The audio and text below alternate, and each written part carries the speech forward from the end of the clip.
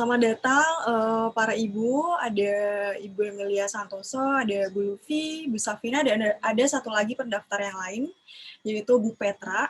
Dan di sini kita juga hadir Mbak Mita, tim dari IDN Times, jadi bakal ada liputan pasca acara juga. Terima kasih sudah bergabung di acara Ruang Diri 4 dengan tema menyelaraskan insting antara ibu dan bayi untuk persalinan alami. Selama 2 jam ke depan bakal diisi dengan diskusi bersama Mbak Adela Windy. Dan nanti sifatnya ini cair banget ya, bakal ada diskusi, dan kalau misalnya ada pertanyaan, Ibu bisa langsung open mic, ataupun kalau misalkan kurang nyaman dengan open mic, bisa langsung chat ke kolom chat yang ada di Zoom ya. Terus kemudian nanti bakalan ditutup dengan latihan teknik pernafasan bagi ibu dan bayi, serta meditasi kurang lebih selama 30 menit. Karena di sini udah ada Mbak Adel, mungkin Mbak Adel bisa memperkenalkan diri. Halo, selamat siang ibu-ibu. Terima kasih banyak sudah join siang hari ini di sesi kita. Ini ruang hadir yang keempat, ini yang keempat. Dan hari ini live-nya dari Ubud di teras rumah saya yang baru ditempati beberapa malam. Senang sekali, ini merupakan suatu kebahagiaan tersendiri buat saya bisa berbagi bagi para ibu.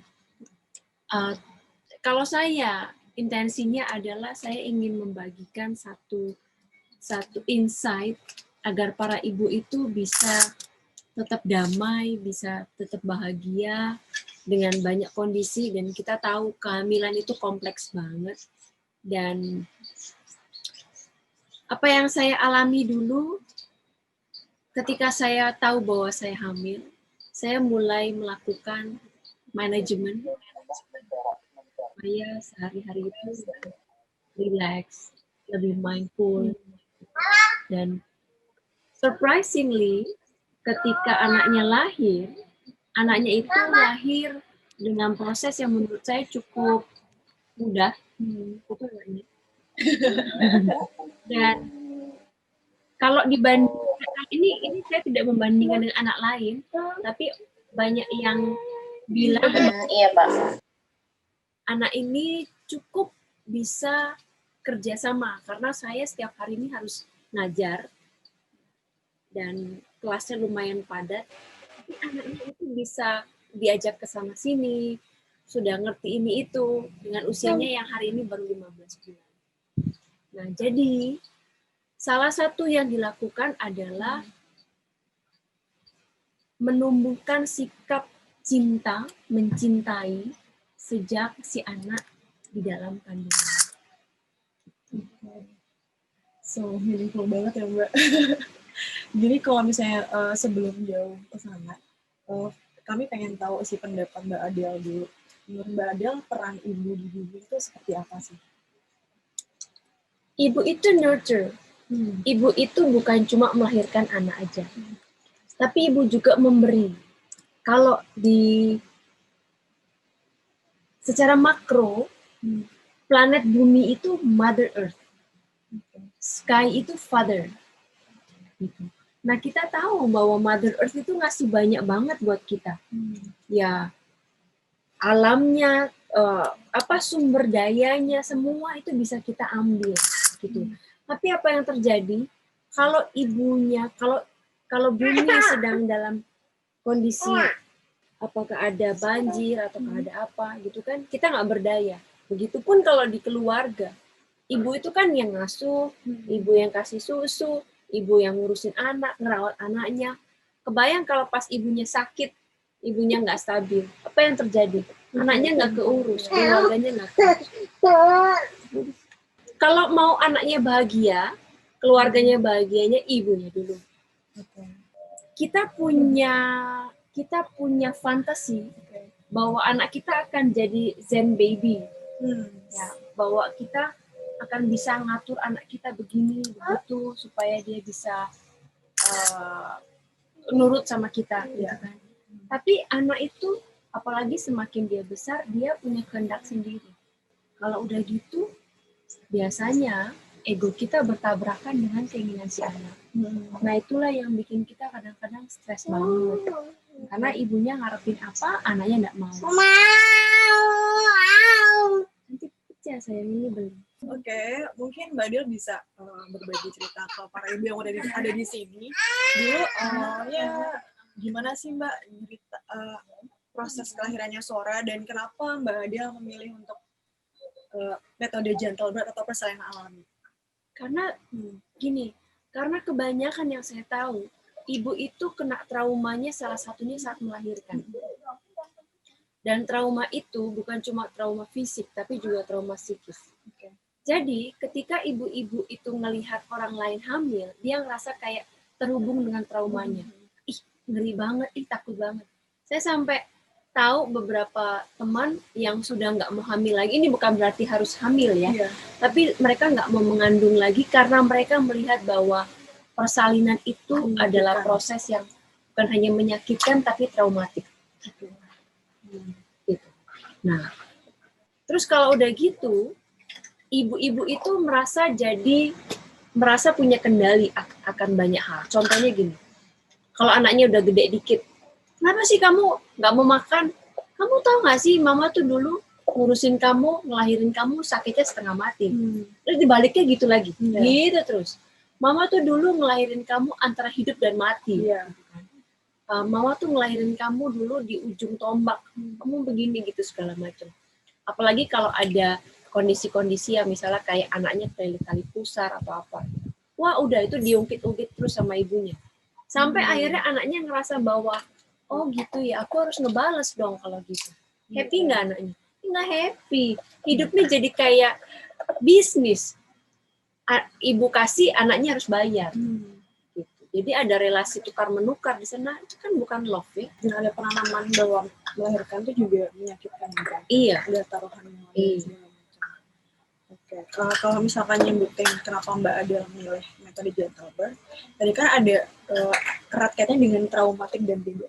Sebenarnya seberapa pengaruhnya sih Mbak ketika melahirkan itu menimbulkan traumatis di antara keduanya? Gitu?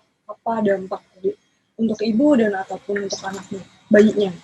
Kalau aku pikir lebih ke proses merawat diri dan anaknya. Karena banyak sekali murid-muridku yang ngerasa bahwa, ibu-ibu ya, ngerasa bahwa itu seharusnya nggak terjadi. Kenapa dia harus ngalamin itu? Gitu. Jadi ibu-ibunya ngerasa kayak dia tuh korban, victim. Nah kalau udah gitu ngerawat anaknya gimana? Dengan luka juga. Gitu. Jadi anaknya itu dianggap sebagai ada satu hal yang kurang di dalam hidupnya, di dalam hidup ibu itu, dia ingin anaknya itu menambal luka si ibu tersebut yang disebabkan karena kelahiran. Gitu. Makanya kan sering banget yang balik ke tadi itu. Kalau ibunya kenapa-kenapa, kamu tahu nggak sih mama membawamu 9 bulan di dalam perut. Gitu. Padahal kalau kita pikir ya, ibu-ibu tuh ngomong gitu, 9 bulan anaknya dalam perut. Tapi kalau setiap hari dia makan gitu kan, setiap hari dia ngerjain sesuatu bertahun-tahun, nggak pernah merasa komplain, nggak pernah marah-marah gitu kan. Tapi karena ini kaitannya sama sesuatu dan mereka tuh mencari kambing hitam supaya perasaannya itu lega sesaat, ya udah anaknya yang dikasih. Kamu harusnya begini. Kamu kalau nggak jadi ini, kamu mengecewakan mama. Mama udah bawa kamu 9 bulan, udah begini, udah begitu segala macam. Apalagi kalau ibunya misalnya kerja, jadi ibunya harus membagi waktu antara kerja dengan ngurusi anak dalam perutnya dalam ya gitu. Jadi ya aku pikir kenapa kita harus mulai sadar bahwa kehamilan, kelahiran itu adalah proses yang alami. Kalau proses yang alami artinya tubuh kita itu sudah punya settingannya sendiri. Hanya saja selama ini kan kita nggak pernah fokus ke sana. Oke, ada yang menarik nih. Sebenarnya proses tubuh melahirkan, badan kan sebelah yang terakhir, melahirkan adalah proses yang alami, tubuh kita punya settingnya sendiri. Nah sebenarnya itu kalau misalnya mau dari lebih dalam tuh artinya apa sih Mbak? Artinya sama seperti kita bisa bernafas, sama seperti jantung kita bisa pounding, sama seperti kita bisa gerakin badan segala macam, sama seperti ketika kita dapat hadiah, terus ada excitement yang muncul, matanya berbinar-binar, ada mekanisme tubuh kita yang berubah. Begitupun kalau kita sedang mempersiapkan diri untuk melahirkan. Tubuh kita itu kan pabrik yang luar biasa. Jadi begitu dia tahu bahwa ada sesuatu yang harus keluar, dilahirkan, maka segala sistem di tubuh kita mempersiapkan itu. Yes. Okay. Mengingatkan kembali, para ibu bisa langsung ketika ada pertanyaan bisa langsung open mic dan bisa turn on videonya atau bisa langsung chat di kolom Zoom-nya ya. Feel free to ask ke Mbak Adel. Iya, silakan. Kita bisa ngobrol banyak. Iya, bisa langsung diskusi dan ya udah cair aja, bisa langsung ketika ada pertanyaan langsung aja diajuin, bakal kami fasilitasi ruang dan waktu. Oke Mbak, lanjut lagi. Kalau misalkan tadi kan bahwa ketika hamil dan melahirkan tubuh kita udah punya sistem sendiri. Gimana sih Mbak caranya untuk mempermudah itu? Bahwa menurut Vio sih nggak banyak orang yang udah aware tentang alarm yang ada dalam tubuhnya sendiri. Jangankan soal melahirkan ya, mungkin kita lapar, suka nge-skip, kita emosi-emosi seperti sedih juga di-skip. Apalagi soal sinyal-sinyal ketika melahirkan, itu kan ada kerjasama antara ibu dan bayi. Maksudnya apa saja sih yang perlu dipersiapkan para ibu gitu? Ibu-ibu yang disiapin bukan box bayi, bukan baju bertumpuk-tumpuk, bukan botol dot yang luar biasa banyak, bukan pompa susu, bukan apa lagi. Selama ini kan kita gitu, bouncer lah apa ya, box bayi, wah itu yang sibuk disiapin. Tapi mental ibu-ibu, kesiapan ibu-ibu. Gimana caranya supaya kita secara fisik dan secara psikis itu dekat dengan si bayi, ngerasain si bayi. Gitu. Dan saya, dari semua yang dipelajari selama ini, itu merasa bahwa dua hal yang bisa mendekatkan kita adalah bernafas, ya, breathing, dan meditasi.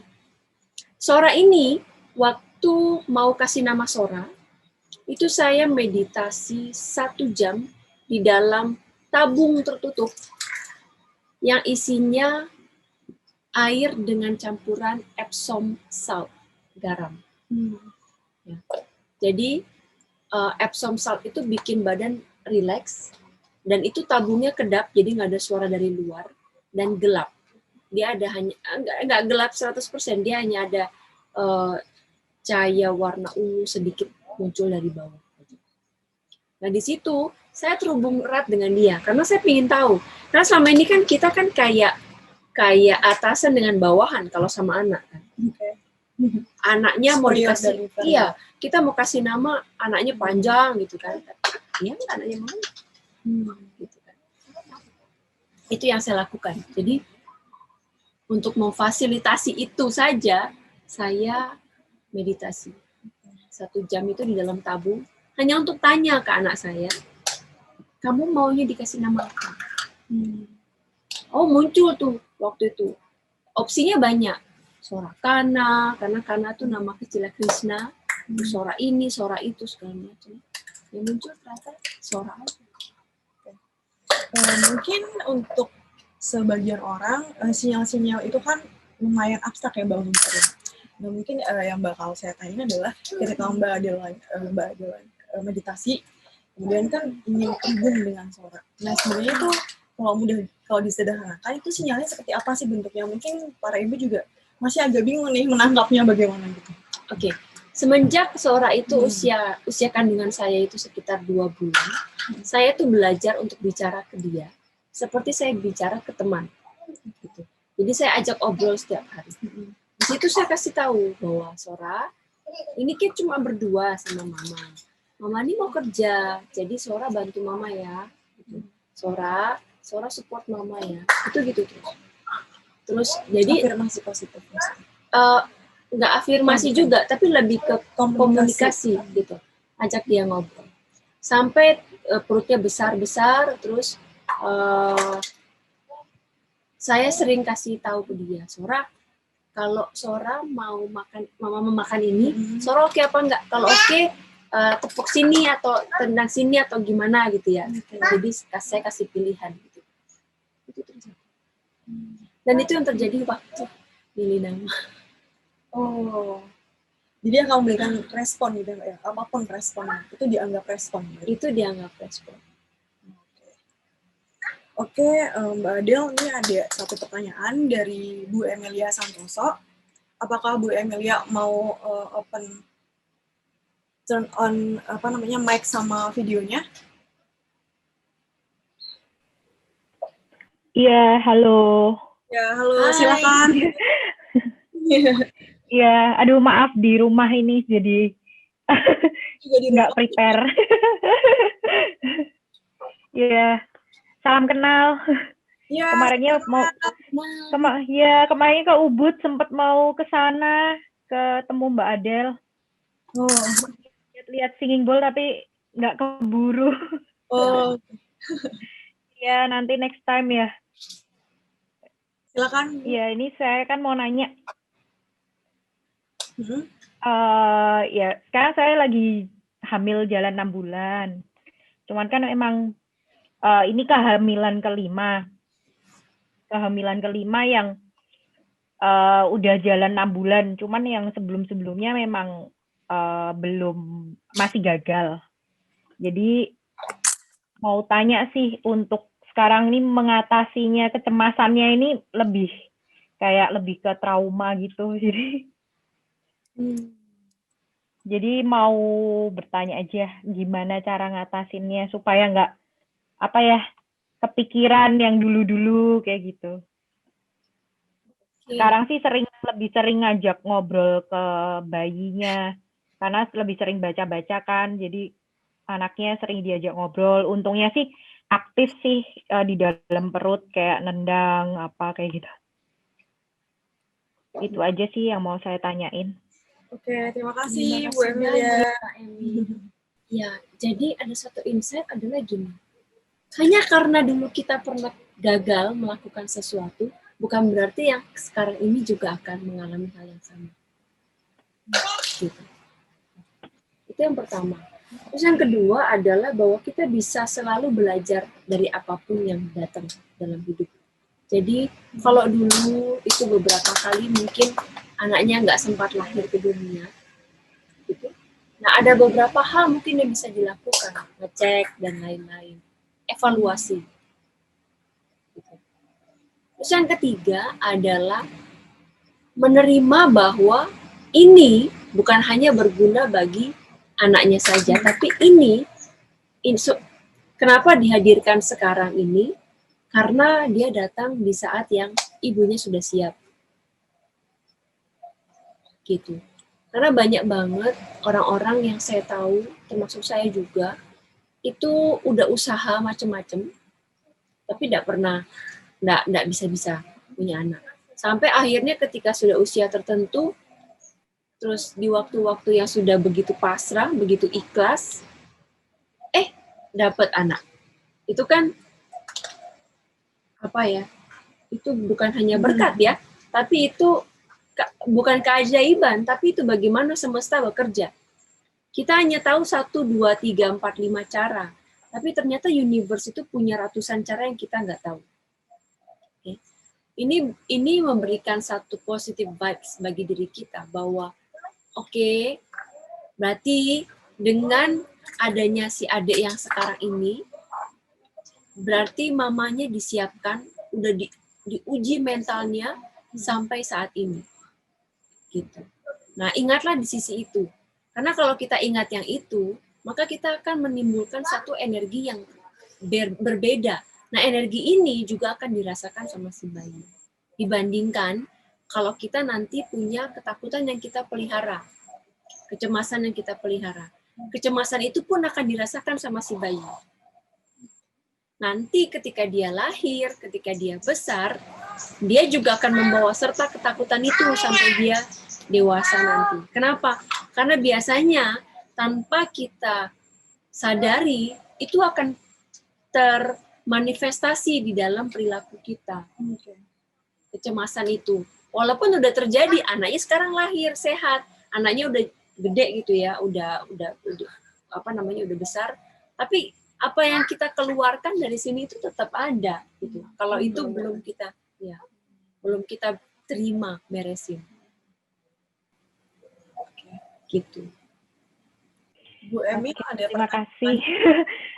Udah sih itu aja, sekarang lagi berusaha aja untuk supaya lebih tenang, lebih menerima yang keadaan yang sekarang. Jadi supaya energinya positifnya ada. Oke, terima kasih ya. Selalu tersenyum, karena kita nggak bisa membedakan senyuman yang dipaksakan atau senyuman yang tulus, tapi itu yang akan terasa. Dan ketika kita memaksakan diri untuk tersenyum, walaupun misalnya kayak aduh kecut banget, apa yang dulu jadi tragedi, saat ini kalau aku bilang, dulu tragedi, saat ini komedi. Oh, ternyata mamamu tuh disiapkan untuk sekuat ini. Jadi selamat ya untuk Mbak Emil, karena wow, buatku sih itu ibu yang luar biasa banget ya, ngalami sekian kali ya, sekian ini proses sampai sejauh ini. Ya, oke.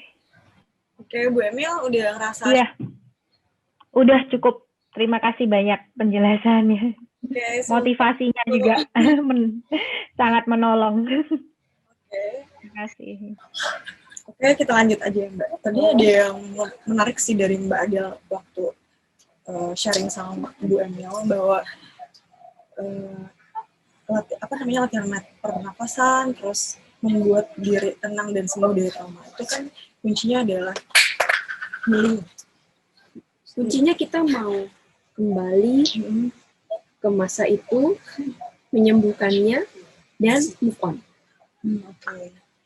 Seberapa kuatkah latihan pernapasan itu untuk menyembuhkan traumatis dan erat-eratnya dengan mempersiapkan perasaan alami sih Mbak, yang itu nanti kan kuat juga katanya sama traumatisnya ibu dan bayi. Iya. Jadi kalau pernafasan itu, ku artikan dia ibaratnya sebagai softwarenya kita. Nah, ketika kita berlatih bernafas, kita begitu dekat dengan fisik dan psikis kita saat ini.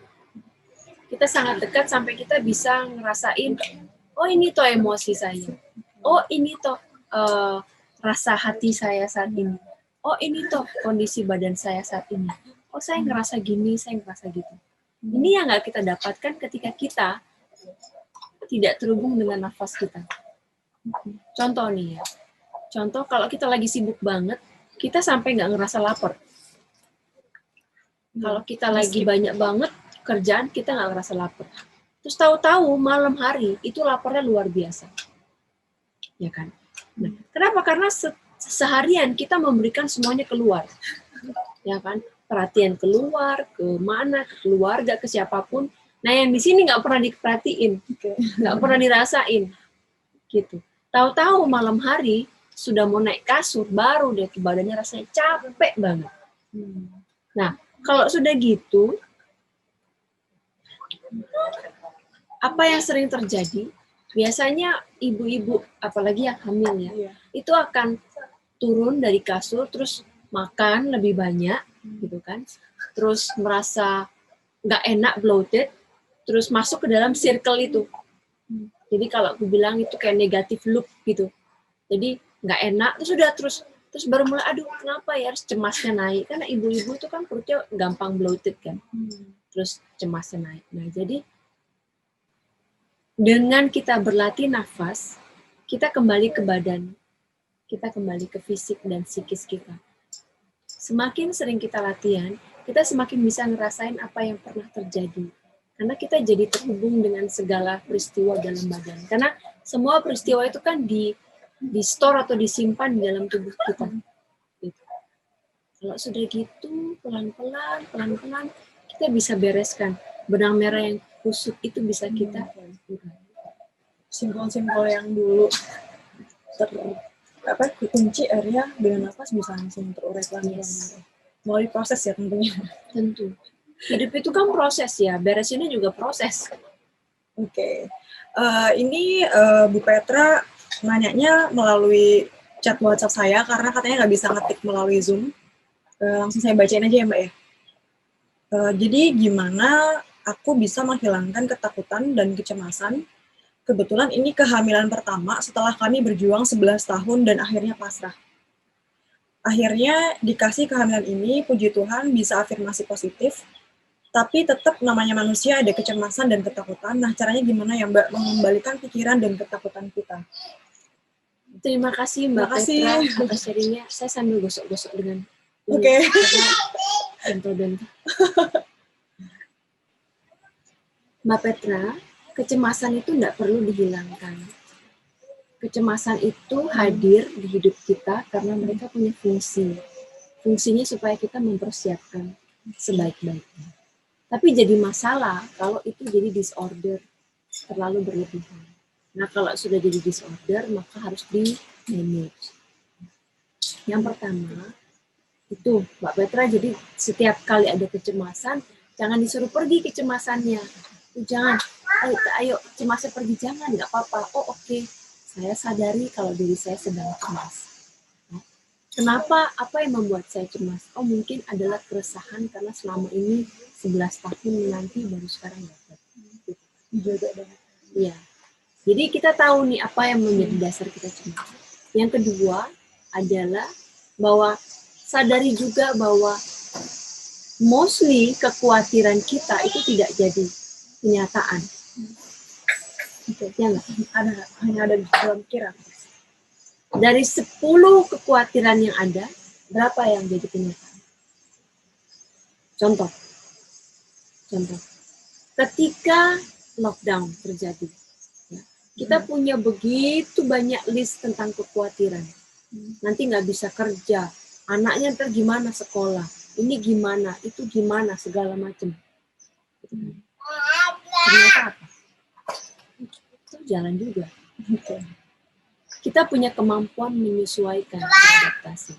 Jadi kekhawatiran, ya, it's kekhawatiran, ya, tapi belum tentu itu terjadi. Jadi kebanyakan dari kita mikir bahwa kekhawatiran itu sebagai suatu fakta, suatu realita tepatnya. Jadi padahal kekhawatiran itu fantasi kan,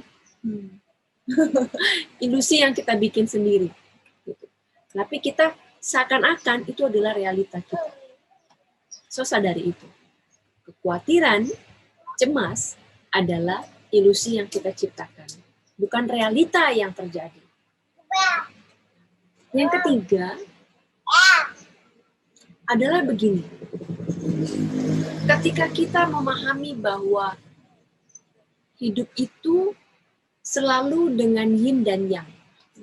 Jadi tidak ada yang betul-betul hitam, tidak ada yang betul-betul putih. Di hitam ada yang putih, di putih ada yang hitam. Oke?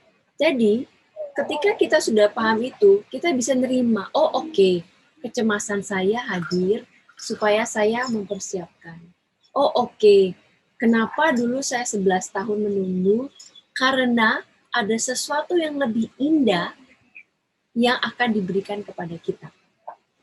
Maksudnya gini, kalau misalnya ini terjadi, kehamilan ini terjadi beberapa tahun yang lalu, mungkin Mbak Petra belum sesiap ini. Mungkin Mbak Petra belum sematang ini keikhlasannya. Karena punya anak hamil itu, punya anak sih tepatnya ya, itu bukan cuma sekedar punya anak, selesai. Kita berpikir bahwa anak itu adalah hak kita, dia adalah milik kita. Enggak. Saat ini iya, suatu saat nanti, Mama, Sora mau jalan. Ma, Sora mau pergi. Sora mau pergi dan akan kembali 2 bulan lagi. Suatu saat dia dewasa, dia akan bilang gitu. Mamanya bisa apa? Nah, Artinya apa? Ada satu keikhlasan yang harus sudah saya tumbuhkan sejak dulu kala. Nah, Mbak Petra ini coba belajar mensyukuri bahwa keikhlasan itu sudah diberikan sejak 11 tahun yang lalu. Oh, terus kan diajak belajar ikhlas, belajar pasrah, belajar. Terus dikasih hadiah nih sekarang. Tapi ini nggak berhenti sampai sini aja. Gitu. Ini akan terus berproses sampai suatu saat anaknya besar, Mama Petra, aku mau pergi dulu sama teman-temanku traveling. 1 tahun lagi baru balik. Kita mau ngomong apa? Tapi kalau sudah siap, ya sudah, kita bisa terima. Oke. Bu Petra, ada yang mau ditambahkan?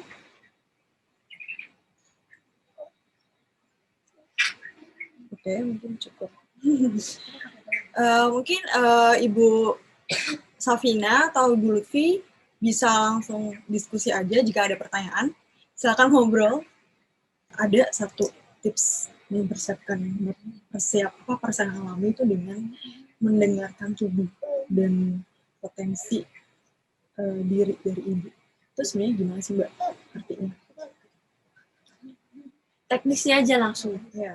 Kalau saya bilang, yang pertama adalah ibu-ibu bergeraklah. Karena dengan bergerak, kita akan mengeluarkan banyak endorfin, ya kan?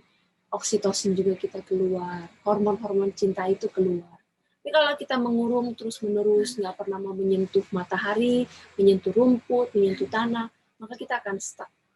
Nah ini sesuatu yang sifatnya kayaknya sepele banget ya, cuma jalan keluar lihat taman gitu kan. Grounding. Yes, grounding atau earthing. Saya itu waktu hamil, di sebelahnya Bumi Sehat itu kan ada lapangan gede itu. Iya. Setiap kali ke Bumi Sehat, berarti seminggu 2 kali waktu itu jalan kaki sendiri, 10.000 langkah. Jadi pasang earphone, dengerin lagu-lagu lama kesukaan, gitu kan, sambil jalan. Terus, sambil ngobrol sama saudara. Oke, jadi ada ikatan yang kuat di sana. Tapi ibunya juga sehat. Gitu. Nah, jadi earthing, grounding. Banyak-banyak melihat langit, gitu loh. Karena saya selalu pesan bahwa ketika kita sumpek dan kita ngelihat langit, maka perspektif kita akan menjadi lebih luas terhadap hidup. Dibandingkan kalau kita stay di kamar aja atau di dalam ruangan. Nah, yang kedua adalah meditasi, sesering mungkin meditasi. Karena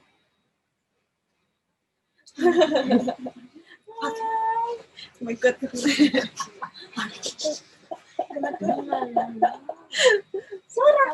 Oke. Nah, ketika kita bermeditasi, kita terhubung erat dengan si anak ini. Dan jangan sangka, memang bahasa itu kan kita mikir bahwa si anak ngerti apa sih kita ngomong. Nah, tapi ada satu energi yang si anak akan ngerti banget. Gitu. Apa yang ibunya sampaikan. Mungkin nggak perlu juga lewat verbal. Kadang-kadang lewat elusan di tangan sambil meditasi. Atau misalnya kayak satu perasaan yang dia dekatkan, kayak memeluk anaknya gitu. Membayangkan itu pun dia akan rasa.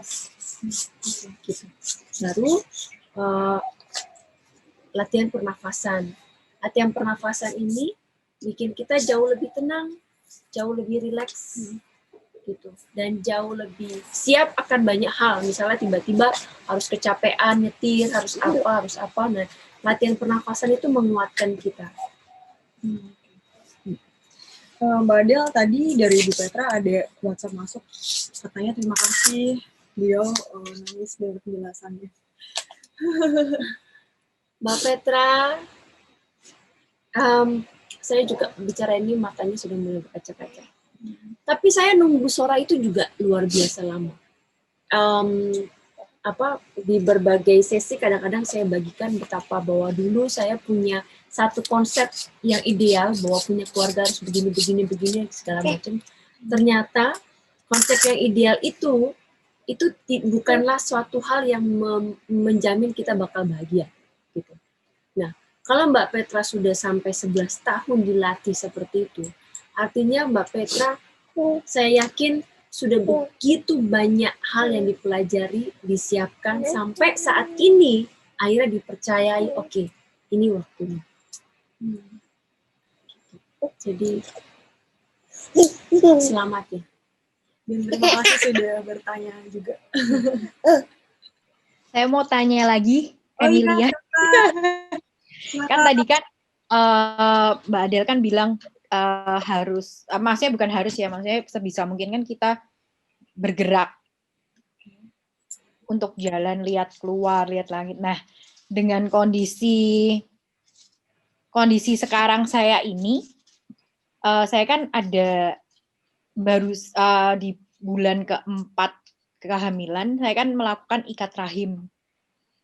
Nah, dan emang sih dari dokter sih disarankan untuk paling nggak di kasur terus kayak gitu kan. Cuman ya balik lagi cemas sama takut lagi itu yang dalam pikiran saya untuk bergerak, untuk padahal badan itu sebenarnya pengen banget gerak, kepengen banget kayak ayo jalan, kepengen banget kayak gitu, kepengen jalan tuh yang nggak mikir, jalan tuh nggak mikir, aduh aku jalan harus hati-hati banget nih, harus pelan-pelan, napak kakiku aja harus kayak nggak boleh yang sampai yang langsung plek kayak gitu. Padahal biasanya saya tipe orang yang aktif banget, apalagi sebelum hamil ini bener-bener yang olahraga ketat kayak gitu.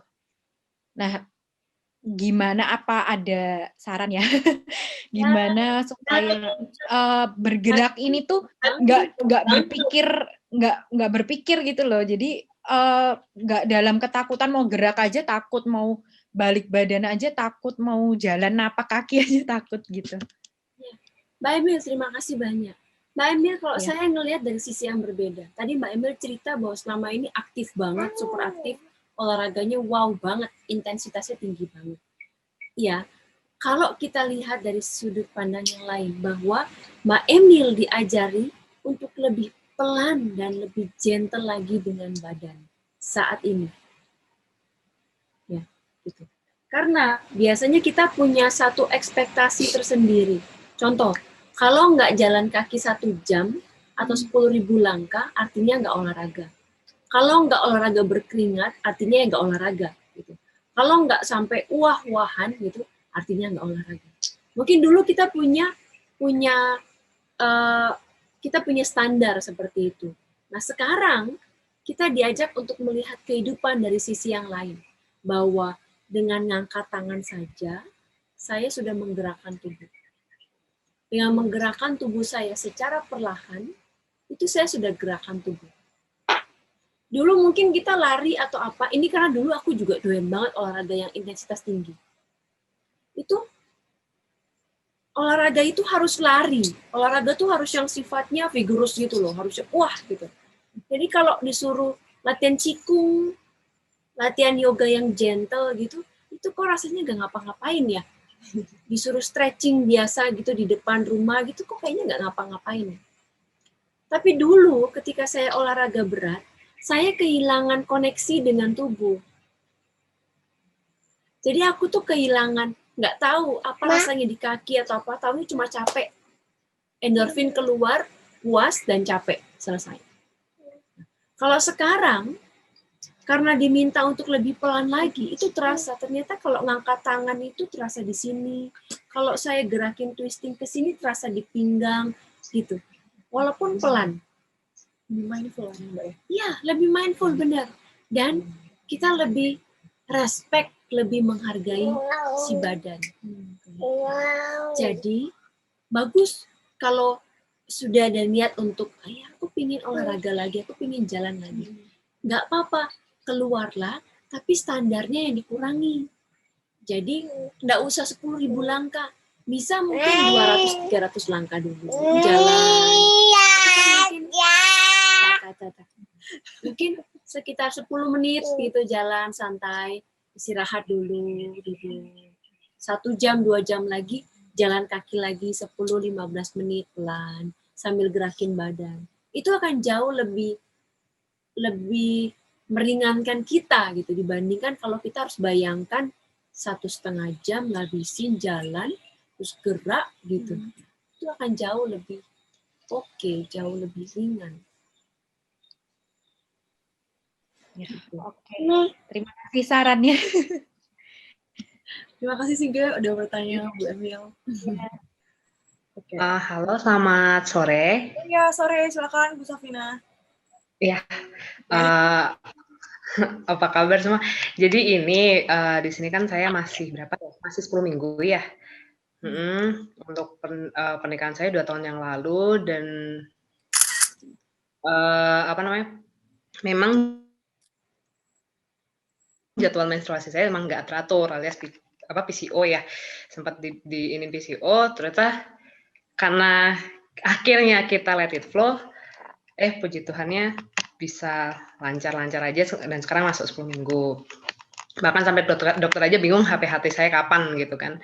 Nah, dan kayak yang tadi dibilang juga, saya mungkin kayak ibu-ibu yang lain, saya senang banget olahraga. Saya ini kadang 15.000 langkah gitu kalau niat gitu ya. Kalau weekend gitu kan bisa 15.000 langkah. Cuman gara-gara saya kerja di kantor, jadi cuman di berapa sih, cuma 3.000-an aja gitu. Kira-kira ada nggak ya untuk hal apa sih yang bisa bikin ibu-ibu kantoran gitu bisa lebih aktif gitu kan? Mengingat juga kalau misalnya jalan-jalan di sini kan tracknya tuh agak naik turun gitu. Kan Semarang kan naik turun ya karena saya tinggalnya di Semarang gitu.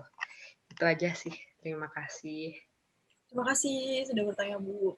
Bisa langsung dijawab, Mbak. Terima kasih banyak, Mbak. Itu pertanyaannya bagus banget.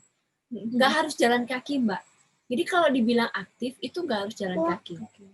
Nah, kalau saran saya, ini kan masih 10 minggu. Ya. Jalan kaki itu mungkin akan lebih risky, karena bumpy, banyak hentakan. Ayo loh, senderan. Bisa nggak senderan? Nah, jadi Mbak bisa coba stretching, peregangan setiap pagi. Itu udah cukup banget. Jadi misalnya peregangannya 15 menit pagi hari. Oke. Terus nanti sampai di kantor, Mbak bisa curi-curi waktu mungkin 2-3 menit di kamar mandi stretching. Ya, stretching ringan gitu, gerakin badan, gerakin pinggul gitu. Itu kan 2-3 menit cukup. Nah, itu kalau kita kumpulin misalnya dilakukan 5 kali 1 hari, itu bisa sampai 30 atau lebih. 30 menit atau lebih. Nah, itu sudah sangat cukup untuk menggerakkan tubuh apalagi di awal kehamilan. Gitu. Jadi enggak perlu tuh sampai harus jalan kaki berapa. Apalagi kalau aku tahu beberapa orang itu nekat untuk lari. Karena dulu sebelum hamil lari. Terus sekarang juga pingin lari atau angkat beban. Ya boleh-boleh aja kalau merasa siap dan nyaman. Gitu. Tapi untuk yang aman, apalagi baru 10 minggu ya, gitu kan. Artinya kan ada penyesuaian, mungkin rasa nggak nyamannya gitu saat kerja apa segala macam. Stretching itu akan membantu. Oke. Stretching itu membantu. Pagi hari bangun tidur 10 menit cukup. Nanti sampai kantor 2-3 menit.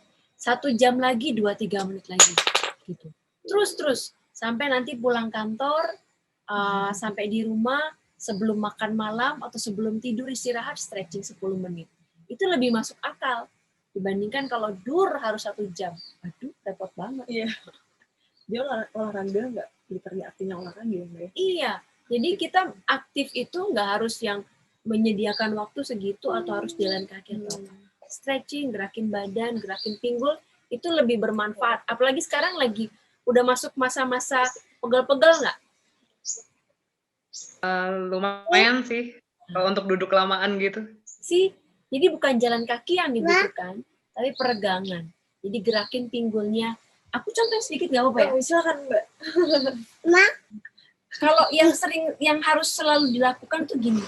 Jadi putar pinggulnya, gitu. Putar pinggul. Bisa 10 kali ke kanan pelan-pelan aja, jangan heboh-heboh. 10 kali ke kiri. Jadi jangan harus gitu enggak. Tujuannya adalah kalau kita duduk di kantor, panggul kita ini jadi tight banget. Itu bagian sini kita tuh tight banget gitu. Terus bagian pangkal paha ini nanti sejalan dengan besarnya perut itu akan super tight, ya super kencang. Nah supaya itu nggak kencang, nah kita gerak-gerakin, gitu, ya. Nah itu kan gampang, 2-3 menit bisa. Terus bagian sini kanan kiri itu juga harus digerakin. Ini kalau yang begini kan udah biasa ya, terusin ke atas. Terus pelan kanan, kiri, kanan kiri. Nggak perlu ditahan lama Mbak, ya. Cukup beberapa saat aja, cukup misalnya kayak 3 hitungan, 1, 2, 3 ke tengah, 1, 2, 3 ke tengah, rest bentar, gerakin ini, terus 1, 2, 3, 1, 2, 3. Jadi dari atas sampai bawah itu digerakin. Nah itu udah 2-3 menit kan cukup selesai. Terus tangan juga ya, jangan lupa. Karena ibu-ibu itu biasanya kena carpal tunnel syndrome itu. Ya, sininya pada sakit-sakit, tulang-tulang itu joinnya. Atau gerak-gerakin, gini-gini. Kelihatannya kayak sepele banget. Tapi ini akan jauh membantu dibandingkan sekedar jalan kaki.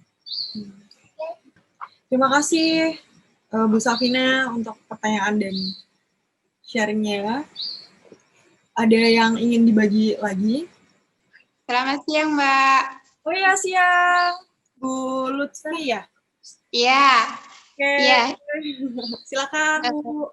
Alhamdulillah ini saya masuk kehamilan ketiga, tapi untuk anak kedua. Jadi yang pertama itu ada riwayat keguguran itu dan dikret. Terus yang kedua ini lahir yang kedua ini kemarin itu sempat sesar karena pembukaannya lambat dan sempat merembes gitu, dan memang sempat ketubannya itu yang sebelah kiri kata dokternya sih divonisnya mau habis gitu, jadi diinduksi tapi lambat pembukaan gitu, akhirnya sesar. Nah kemarin ini sempat di kehamilan yang ketiga ini saya USG dan kata dokternya itu untuk plasenta itu di bawah gitu, walaupun tidak sampai menutupi jalan lahir gitu. Nah, saya pernah baca-baca itu ada kemungkinan itu kalau udah ada riwayat kiret sama sesar itu untuk kembali ke atas menempati posisi yang sempurna di atas itu kecil, tapi saya mencoba untuk tetap afirmasi gitu loh, berusaha untuk semoga sih masih bisa naik. Nah, kalau menurut dari bunda-bunda sekalian itu apakah masih ada kemungkinan untuk naik dengan usaha afirmasi ini nanti, dan apakah ada gerakan-gerakan yang bisa dipraktekkan untuk mengusahakan itu, karena ada rencana di kehamilan ketiga ini dari saya dan suami itu untuk bisa VBAC gitu, untuk bisa normal gitu. Itu mohon sarannya gimana itu. Gitu. Terima kasih, Bu Lutfi. Terima kasih, Mbak. Nah, saya kalau teknik untuk menaikkannya, saya nggak tahu. Tapi saya pernah membaca, karena ada salah satu murid yang juga bidan Eka di Medan itu. Nah, dalam setiap postingannya, bidan Eka itu selalu bilang bahwa yang dulu terjadi, itu bukan berarti sekarang harus seperti itu lagi. Jadi kalau dulu tuh pernah sesar, pernah ini, pernah itu, anaknya begini dan segala macam, bukan berarti yang sekarang nggak bisa melahirkan dengan ya vaginal birth gitu. Nah itu satu. Terus dia juga kasih begitu banyak testimoni beberapa orang yang akhirnya bisa lahirkan gentle birth ya, walaupun awalnya anaknya kelilit tali pusar lah, segala macam gitu. Nah akhirnya saya belajar satu hal Mbak, bahwa bisa.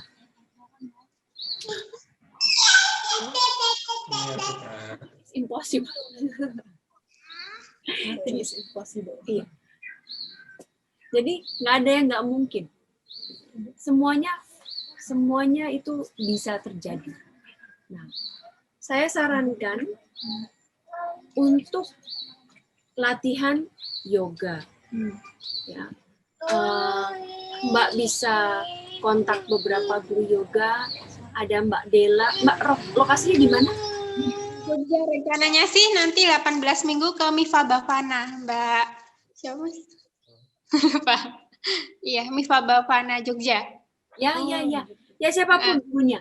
Pokoknya pose-pose yoga ya itu akan membantu mereposisi yang ada di dalam perut kita. Itu. Ya. Afirmasi itu juga dibutuhkan setiap saat, setiap hari, sesering mungkin. Karena di dalam banyak jurnal itu dikasih lihat bagaimana air bisa berubah struktur, bagaimana kehidupan bisa berubah strukturnya ketika kita memberikan afirmasi yang positif. Gitu. Jadi Iya. Terima kasih. Cukup, Bu Lutfi? Atau ada Iya. yang ditambahkan? Sudah. Terima kasih pertanyaannya. terima kasih. Bagaimana sih Mbak peran support system untuk mendukung persiapan persalinan alami itu? Seberapa besar dampaknya untuk ibu? Oh, itu besar. Besar banget. Karena kepercayaan dirinya meningkat.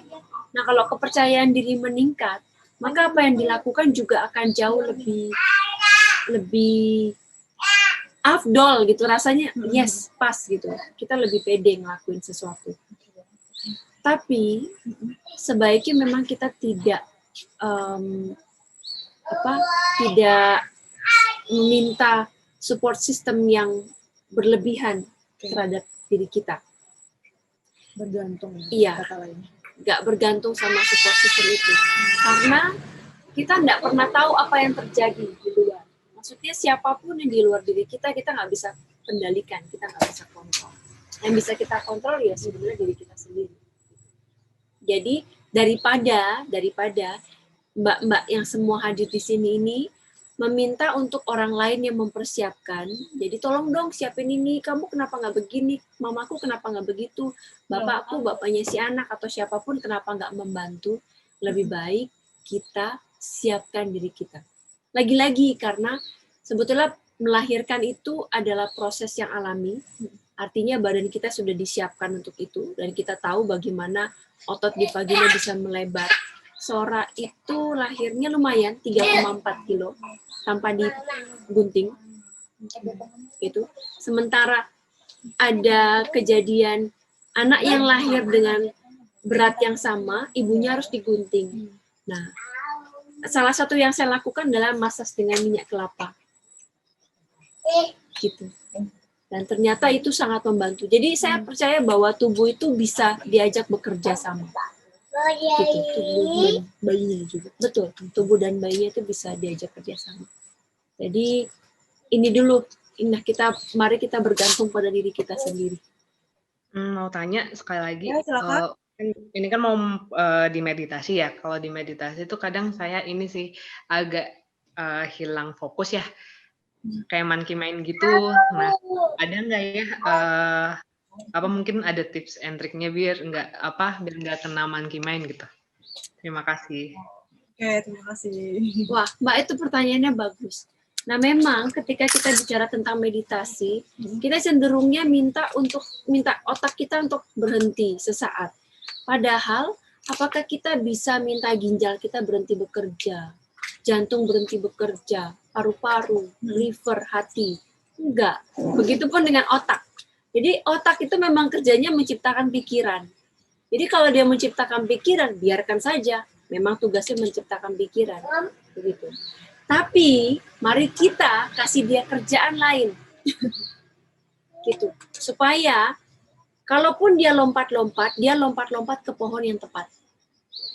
Jadi kalau saya, daripada saya bilang relax, jangan pikirkan ini, jangan cemas, pasti akan jadi cemas, mikir kemana-mana. Gitu. Lebih baik fokus pada apa? Misalnya mendengarkan suara, atau fokus pada aliran udara yang masuk, fokus pada gerakan perut, atau fokus pada jari, fokus pada tangan. Nah, itu lebih ringan. Itu kita bisa minta otak kita untuk bekerja seperti itu. Dibandingkan kalau tenangkan diri. Gimana cara menenangkan diri? Jangan stres. Gimana caranya jangan stres? Memaksa Iya. Gitu. Jadi itu bisa dilakukan dan itu tidak mengurangi keabsahan atau tidak mengurangi manfaat dari meditasi. Mengakui perasaan dan menyadari ya kalau misalnya pikirannya betul mulai lompat-lompat. Iya. Wah, nih pikirannya udah mulai lompat-lompat. Box bayinya yang itu apa yang ini ya?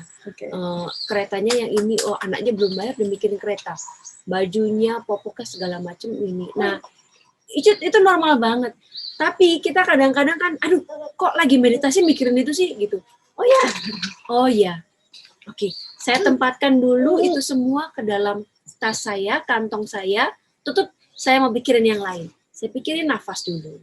Saya pikirin perut saya dulu, saya pikirin jari tangan dulu, saya pikirkan apa dulu. Nah, itu akan jauh lebih ringan dibandingkan kalau semuanya mau kita berhentiin.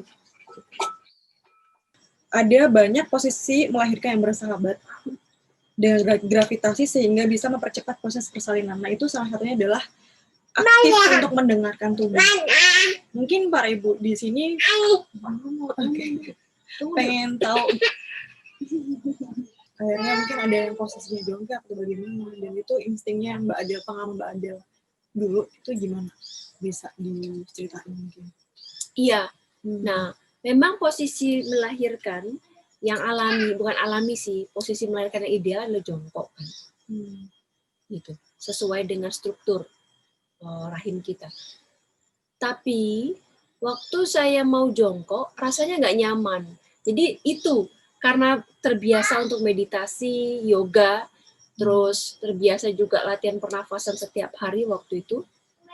Saya jadi ingat pas saya jongkok, kok rasanya nggak nyaman di pinggang, gitu.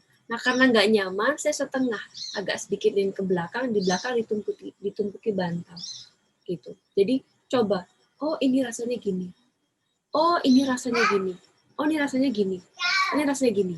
Nah di situ. Ya saat melahirkan juga ada posisi tertentu yang misalnya kayaknya mau merubah sedikit miring ke kanan atau merubah sedikit miring ke kiri gitu. So itu coba, tapi itu hanya bisa ditemukan ketika kita betul-betul terhubung dengan diri kita. Diri dan bayi.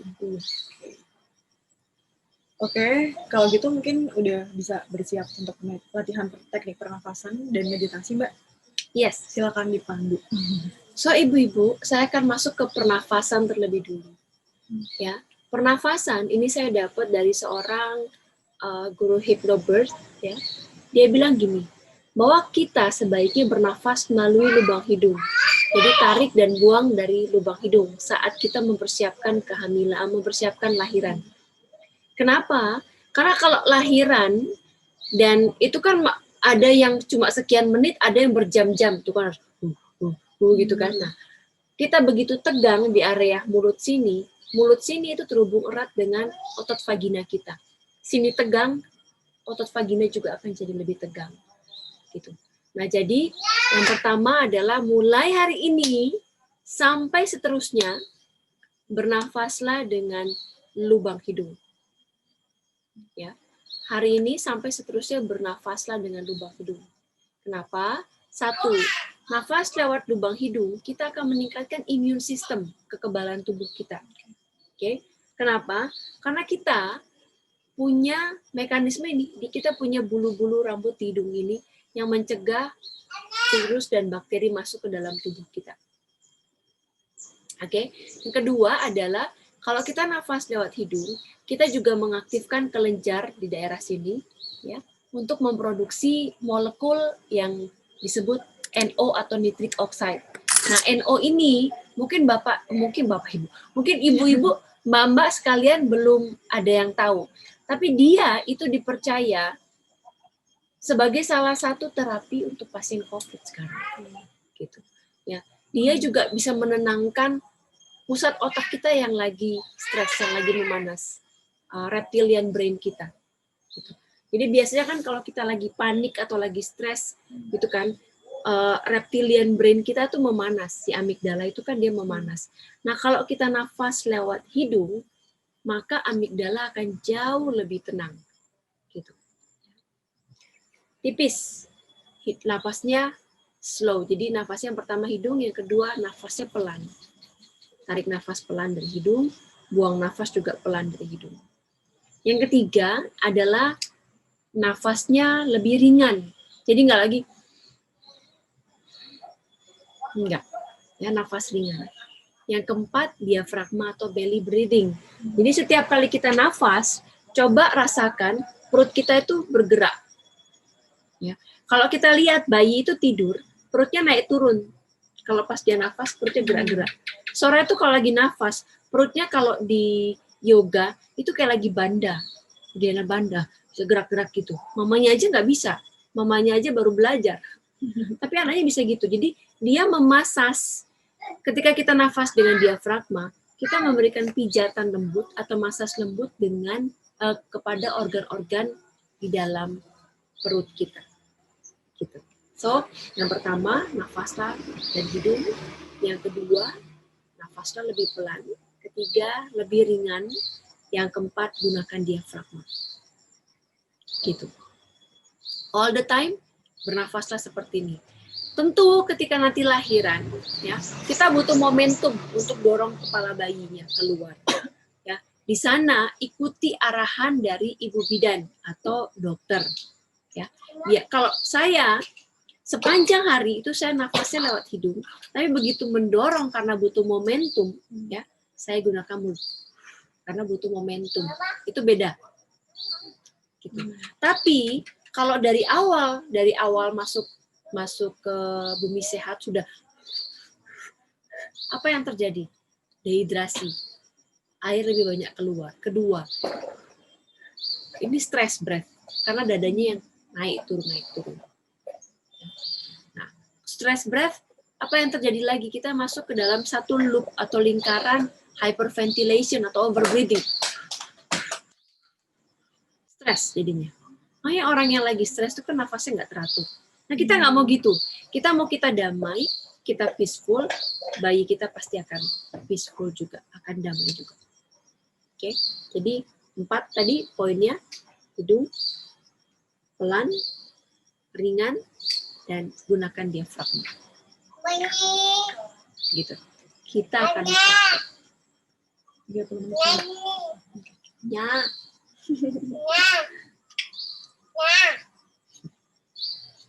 Oke. Duduk latihan itu selalu usahakan posisi pinggul lebih tinggi daripada lutut. Jadi kalau sekarang lagi di lantai, tumpuk-tumpukin deh bantal 2 atau 3, duduk di atas bantal. Lututnya biar jatuh ke bawah. Sebaiknya duduk di atas kursi, karena posisi pinggulnya lebih tinggi.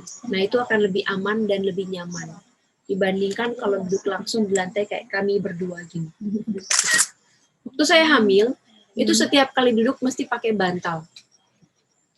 Gitu. Oke. Nah, sekarang kita akan latihan. Satu tangan letakkan di perut. Oke. Sekarang satu tangan lainnya letakkan di dada.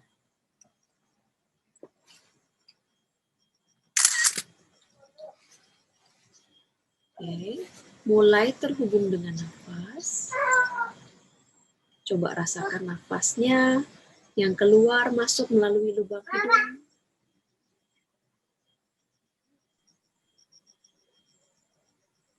Lalu tarik pelan, tarik nafas pelan dari hidung. Perut mengembang alami. Buang nafas, perut kembali rileks. Tarik pelan dari hidung, perut mengembang alami. Buang nafas, perut kembali rileks.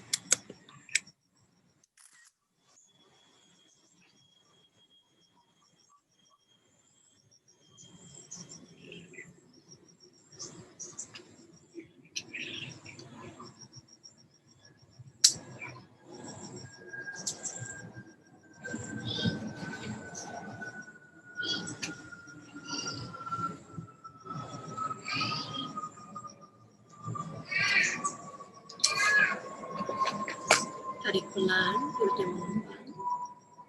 Buang pelan, perut kembali mengeras. Tarik pelan, perutnya mengembang. Buang pelan, perut kembali mengeras.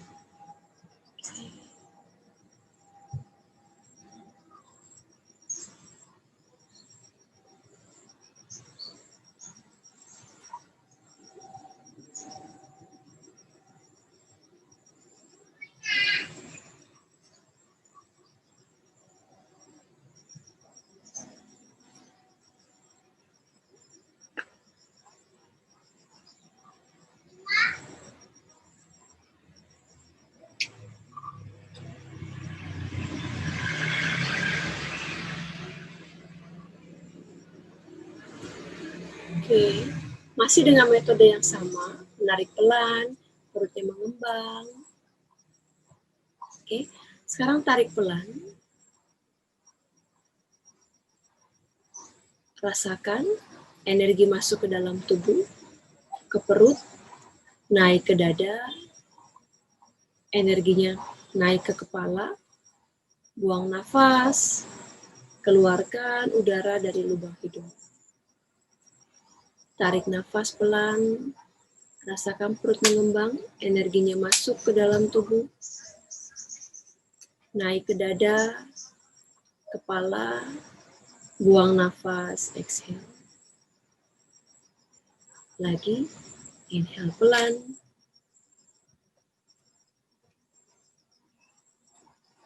Ke dada, kepala, keluar melalui hidung. Lakukan beberapa putaran dengan kecepatan masing-masing.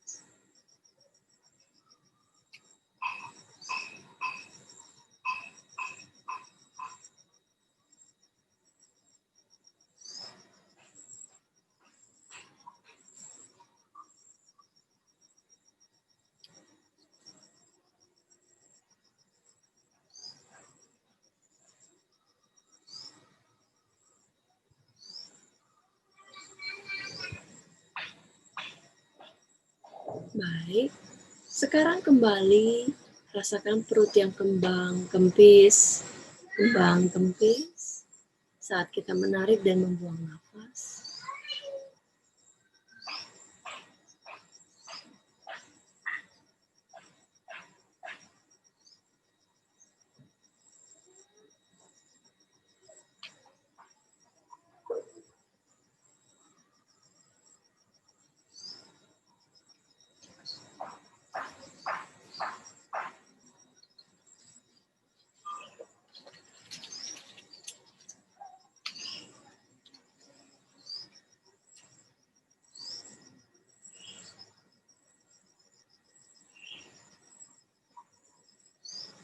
Oke, pelan-pelan matanya silakan dibuka. Oke.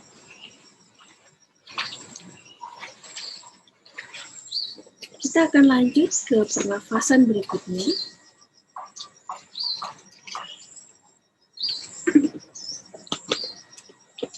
Yang berikut ini biasanya sejalan dengan membesarnya kandungan, ya, bagian sini itu akan blok mampet, atau kalau nggak mampet biasanya meler salah satu atau kedua-duanya.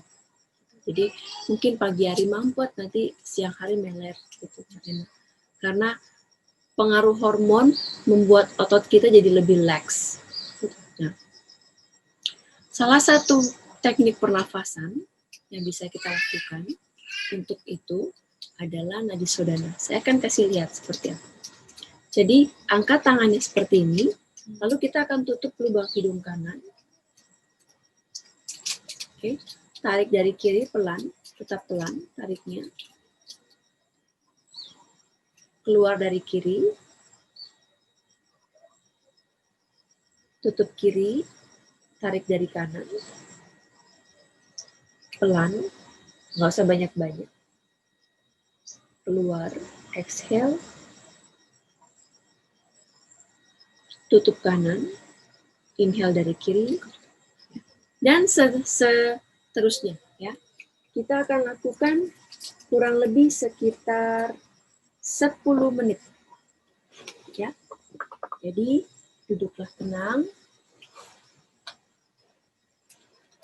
relax, tegak. Oke, kembali atur nafas pelan.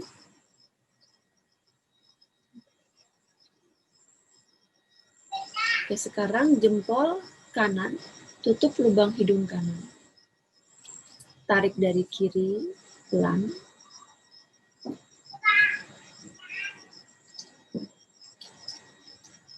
Buang dari kiri.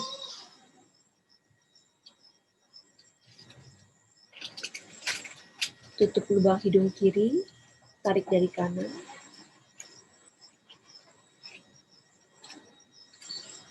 Buang dari kanan.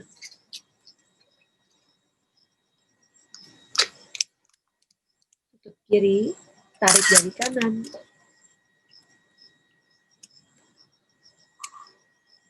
Buang dari kanan.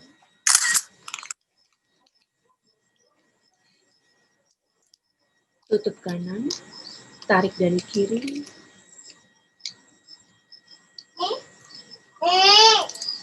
Buang dari kiri. Tutup kiri, tarik dari kanan. Buang dari kanan. Lakukan seterusnya kurang lebih sekitar 8 menit lagi. Ya. Kanan, kiri, kanan, kiri.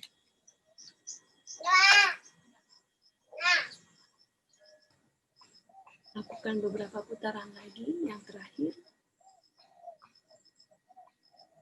Nah, jadi kita sudah punya 3 teknik bernafas. Yang pertama adalah slow breathing, yang tadi tangannya diletakkan di perut. Yang kedua adalah tarik nafas dari perut, perutnya kembang, energinya dinaikkan ke dada, dinaikkan ke kepala, lalu buang nafas dari hidung. Lakukan 10-15 putaran, mungkin akan sekitar 3-5 menit. Lalu yang ketiga adalah yang kanan, tutup, tarik dari kiri, buang dari kiri, kiri tutup, tarik dari kanan, buang dari kanan. Itu juga bisa dilakukan 10 putaran sehari-hari. Dicicil aja, nggak harus semuanya langsung 10-nya, bisa. Mungkin mau 5 kali dulu, baru 5 kali lagi. Yang paling penting sih latihan. Betul, yang paling penting adalah latihan. Mau tanya, Ya, silakan, Bu. kalau misalnya kan saya ada polip ya, itu untuk yang pernapasan tadi kan emang agak berat karena kan emang apa ya jarang gitu kan. Apa sih atau memang itu memang ada efeknya gitu. Maksudnya ketika polip ini jadi lebih berat gitu atau habis bernafas kayak gitu mungkin ada apa ya istilahnya. Kalau udah kebiasa dengan kita. Itu sih. Terima kasih. Ya, yes. Karena kita terbiasa nafasnya lebih banyak lewat mulut sekarang ini, manusia modern, padahal hidung itu diciptakan untuk bernafas, mulut diciptakan untuk bicara dan makan. Gitu. Tapi kita kebalik. Nggak kebalik sih, kita nggak makan lewat hidung. Nah, tapi yang terjadi kalau kita terus-terusan bernafas lewat mulut, maka banyak hal, kayak misalnya banyak sekali penyakit yang muncul, asma, alergi, gangguan hormon, gitu kan, masalah-masalah postur, gitu, dan banyak banget vaskular, jadi pembuluh darah, dan, asam lambung, masalah lambung, banyak sekali yang ditimbulkan karena kita nafasnya lebih banyak lewat mulut. Oke, Kalau punya polip, yes, awal-awal akan terasa lebih berat dibandingkan kalau nggak punya polip, ya.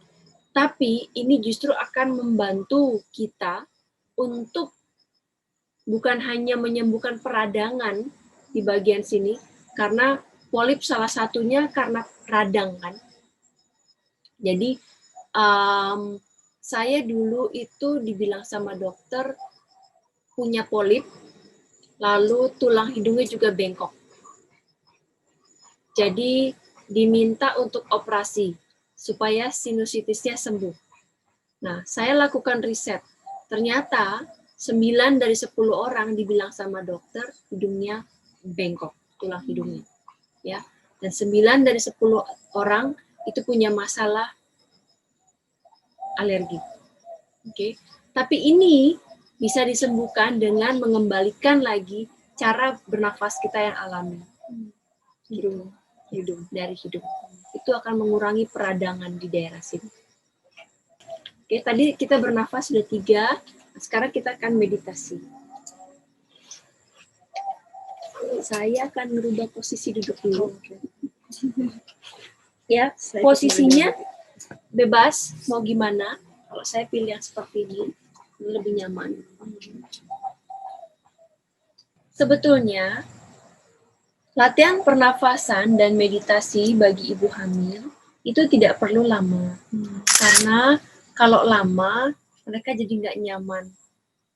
Kan duduk lama buat ibu hamil itu terasa nggak nyaman ya. Maksudnya pinggulnya nggak enak, berat. Apalagi nanti pas perutnya lebih besar lagi.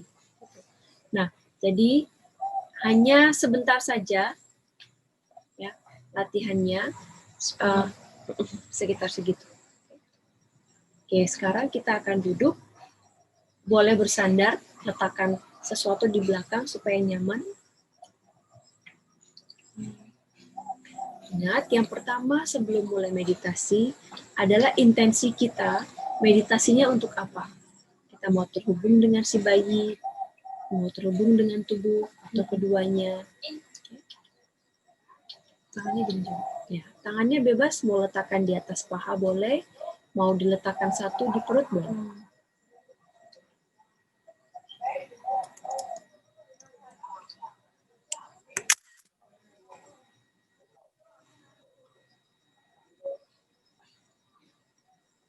Mari terhubung dengan tubuh, terhubung dengan nafas. Tarik nafas, pelan. Rasakan energi masuk melalui ubun-ubun kepala, turun membersihkan wajah, seperti kita mandi di bawah shower. Tarik nafas, rasakan energi masuk, atau sebuah cahaya putih masuk, membersihkan atau membasuh kita, wajah, dada, perut, kaki, sampai telapak kaki. Keluar lagi, cahaya tersebut masuk ke perut bumi. Tarik nafas pelan. Cahaya putih masuk melalui ubun-ubun kepala, membasuh kita, sampai akhirnya cahaya tersebut keluar dari ubun-ubun kaki, masuk kembali ke perut bumi. Lakukan beberapa putaran lagi, perlahan-lahan. Lakukan secara pelan, rasakan nafas, rasakan setiap gerakan, rasakan energi yang mengalir dari kepala kita, turun sampai ke telapak kaki. Semakin lama, tubuh kita semakin rileks. Semakin lama, tubuh kita terasa semakin hangat.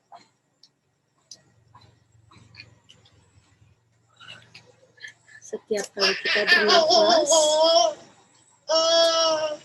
masukkan energi ke dalam tubuh kita. Setiap kali buang nafas, alirkan energi tersebut ke arah perut atau ke arah janin. Tarik nafas, energi masuk. Buang nafas, energi masuk ke dalam janin. Tarik nafas pelan, energi masuk, buang nafas, energi dialirkan ke janin kita. Lakukan beberapa kali.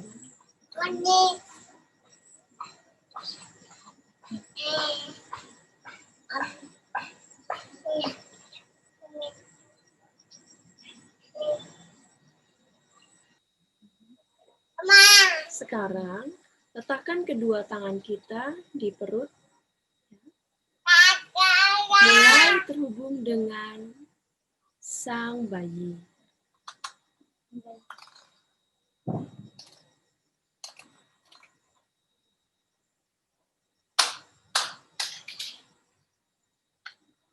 Adakah satu pesan yang ingin disampaikan? Atau mau memanjatkan doa-doa? Atau mau menyapa dia?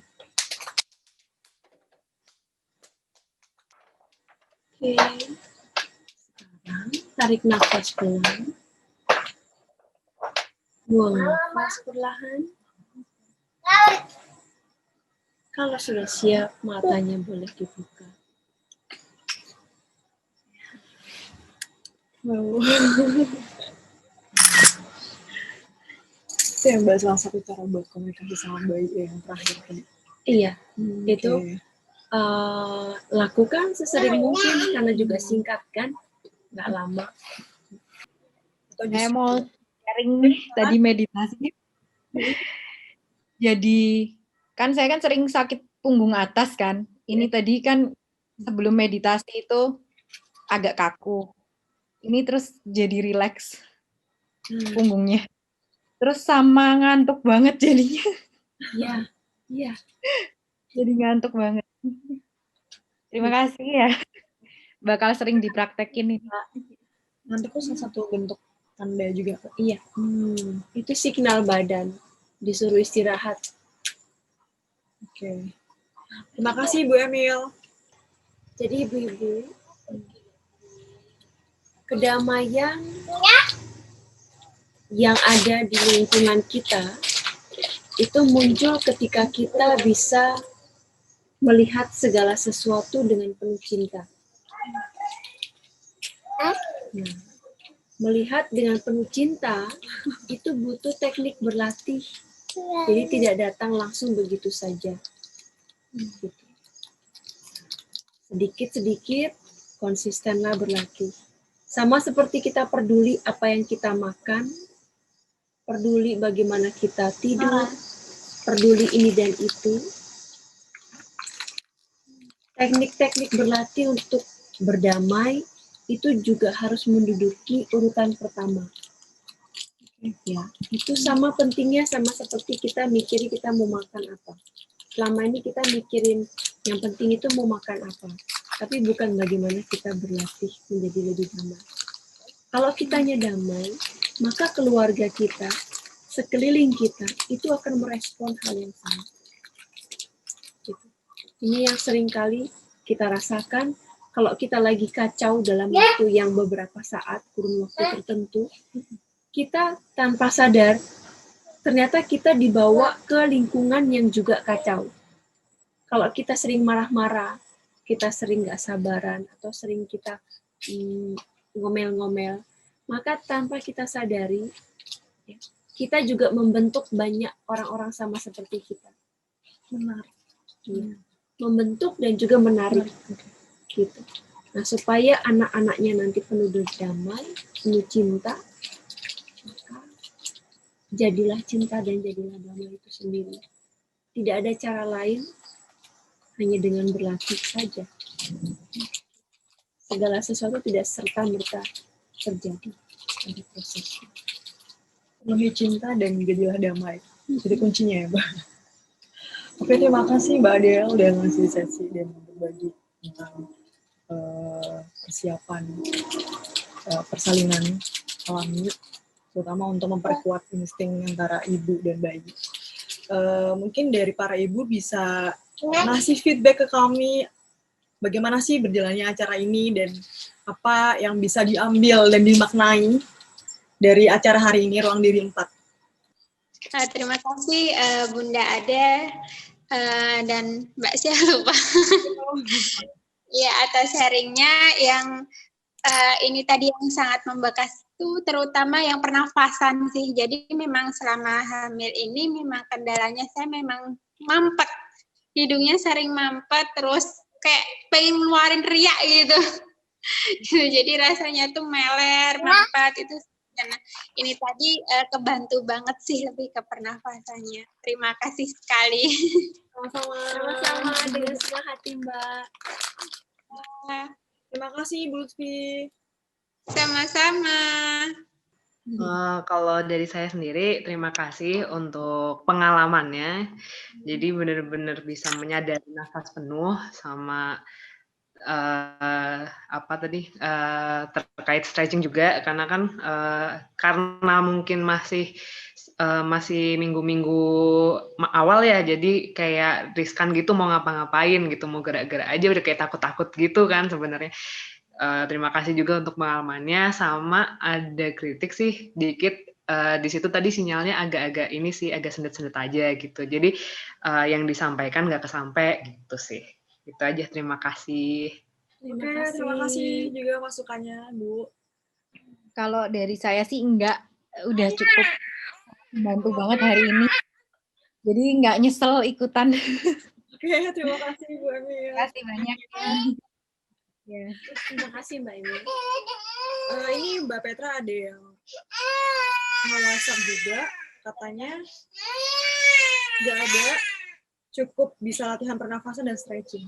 Thank you Mbak katanya. Terima kasih Ibu untuk hari ini udah hadir di Ruang Diri 4. Buat saya pribadi sih, saya bisa banyak banget belajar dari Mbak Adel dan para ibu yang ada di sini. Semoga Ruang Diri 4 ini bisa jadi ruang yang ramah juga, ruang katarsis buat ibu. Akhirnya kita bisa cita-cita bareng, dapat ilmu baru yang bisa diterapin di keseharian, terutama untuk mempersiapkan persalinan alami untuk para ibu yang udah hadir di sini. Semoga apapun yang kita berikan dan saya dapatkan juga bermanfaat untuk kita semua. Mungkin Mbak Adel ada tambahan sebelum Itu saja. closing? Udah cukup. Oke, terima kasih banyak ya Bu udah menemani Terima kasih kita. banyak. Sampai ketemu. Sampai ketemu. Terima kasih. Ya, sama-sama. Sore.